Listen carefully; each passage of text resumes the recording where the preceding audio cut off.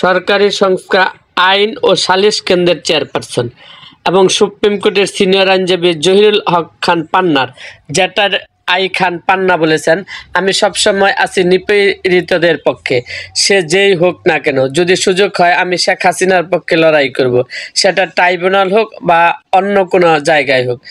আজ বৃহস্পতিবার সাবেক অতিরিক্ত অ্যাটর্নি জেনারেল মেহেদী হাসান চৌধুরীর পক্ষে আইনি লড়াই শেষে সাংবাদিকদের কথা বলেন তিনি। জেট আই খান পান্না বলেন, আগে ছিল গণগ্রেপ্তার, এখন হচ্ছে গণমামলা। তো গণমামলা হলে পরে গণগ্রেপ্তারও হবে। এটার ভিকটিম একসময় আমিও ছিলাম, তবে অপকল্পনীয়ভাবে গণমামলা চলছে, এমন এর আগে কখনো হয়নি।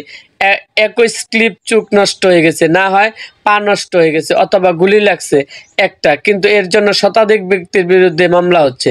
নির্বাচনের বিষয়ে তিনি বলেন, ডক্টর ইউনূস বোধহয় উপলব্ধি করছেন যে সংশোধন করা তা ঠিক হবে না। গতকাল তার একটি বক্তব্য দেখলাম, তিনি বলছেন, রাজনৈতিক দল যদি সংস্কার না চায় তবে নির্বাচন দিয়ে আমি চলে যাব।